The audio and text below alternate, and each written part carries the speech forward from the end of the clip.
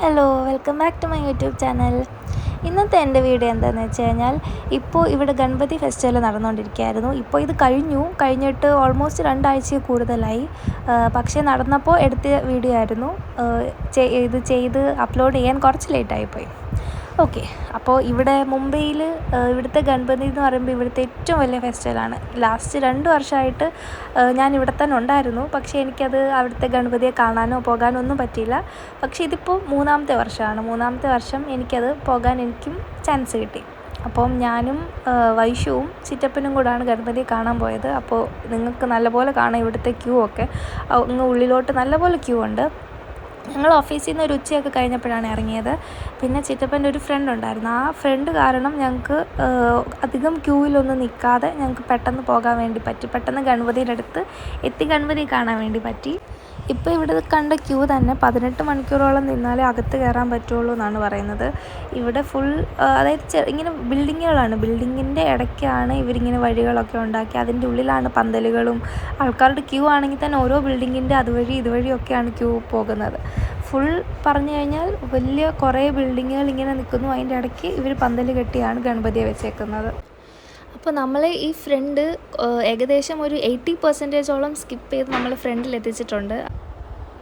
ഇവിടെ നിന്ന് അവർ കുറേശ്ശെ ആൾക്കാരായിട്ടാണ് അകത്തോട്ട് ഇടുന്നത്. അതിനി നമ്മുടെ കഴിവ് പോലെ തെള്ളി അകത്ത് എങ്ങനെയെങ്കിലും കയറുക. പിന്നെ ലൈവായിട്ട് നമുക്ക് അവിടെ കാണാം അകത്തെ ഗണപതി അവരിങ്ങനെ മാലയിടുന്നതും ഒക്കെ നമ്മൾക്ക് അവിടെ ടി വിയിൽ കാണാം. എന്നിട്ട് ഇവിടെ കുറച്ച് നേരം ഒരു 15 മിനിറ്റോളം ഇവിടെ നിന്നു.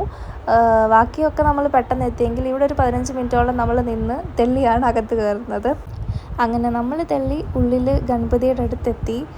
ഇവിടെ ക്യൂ തന്നെ എത്രയോ 2 രീതിയിൽ 2ആണോ 3ആണോ രീതിയിലുണ്ട്. കാരണം ബാക്കിൽ ഒന്നുള്ളത് എന്തോ മുഖദർശനം അങ്ങനെ എന്തോ ഉള്ളു. ദൂരെ നിന്ന് നമുക്ക് ഗണപതി ഒന്ന് കാണാനേ പറ്റുള്ളൂ. പിന്നെ അടുത്തെന്ന് പറയുന്നത് ഗണപതിയെ പോയി നമുക്ക് ഗണപതിയുടെ കാലിൽ തൊട്ട് തൊഴാൻ തന്നെ എന്താ പറയുന്നത്, അവർ നിൽക്കുന്ന ആൾ നമ്മൾ ജസ്റ്റ് ഒന്ന് തൊടുമ്പോഴത്തേക്ക് നമ്മളെ തെള്ളി അങ്ങ് വിടുകയാണ്. അവരെയും ഒന്നും പറയാൻ പറ്റില്ല, കാരണം ഇത്രയും ആൾക്കാർ ഇങ്ങനെ വന്നുകൊണ്ടിരിക്കുകയാണ്. അവർക്ക് അതേ ചെയ്യാൻ പറ്റുള്ളൂ. അങ്ങനെ ഗണപതിയെ തൊഴാനൊക്കെ പറ്റി.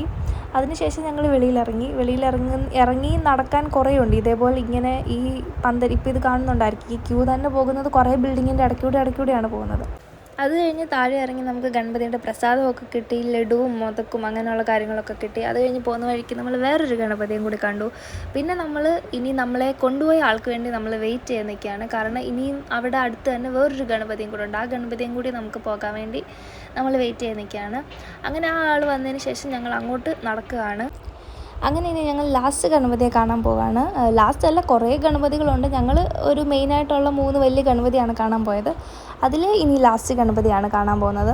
അവിടെയും ചെന്നപ്പോൾ അത്യാവശ്യം നല്ല ക്യൂ ഉണ്ടായിരുന്നു. ഞങ്ങളെ മറ്റിടത്ത് ചെയ്ത പോലെ തന്നെ ഇവിടെ ഞങ്ങൾ ഏകദേശം ഒരു 80% സ്കിപ്പ് ചെയ്ത് ഞങ്ങളെ അവിടെ അടുത്ത് എത്തിച്ചിട്ടുണ്ട്. അപ്പോൾ ചെന്നപ്പോഴേ അവിടെ കർട്ടൻ ക്ലോസ് ആയിരുന്നു. ഗണപതിയെ ഉള്ളിൽ ഈ ഡ്രസ്സിൻ്റെയും അല്ലെങ്കിൽ ആഭരണങ്ങളും അങ്ങനെയൊക്കെ ഗണപതി ഒരുക്കുമായിരുന്നു. അതുകൊണ്ട് ആദ്യം അടച്ചേക്കുമായിരുന്നു. പിന്നെ ഒരു 10-15 മിനിറ്റോളം ഞങ്ങൾ അവിടെ നിന്നു. അതിന് ശേഷമാണ് ഗണപതിയെ കാണാൻ പറ്റിയത്. അപ്പോൾ ആ ഉള്ളിലുള്ള ഗണപതിയെ സെയിം വെളിയിൽ നിന്ന് ഒരാൾ പെയിൻറ്റ് ചെയ്യുന്നുണ്ടായിരുന്നു, ഒരു കുഞ്ഞു ഗണപതിയെ.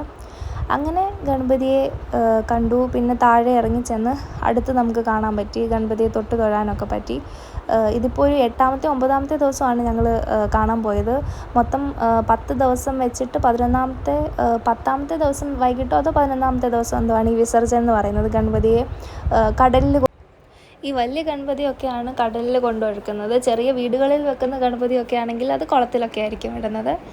അങ്ങനെ ഗണപതി ദർശനമൊക്കെ കഴിഞ്ഞ് ഞങ്ങൾ വീട്ടിലെത്തി. രാത്രി ആയപ്പോഴത്തേക്ക് വീട്ടിലെത്തി. ഇനി അടുത്ത വ്ളോഗുമായിട്ട് കാണാം. അതുവരേക്കും എല്ലാവർക്കും ബൈ ബൈ.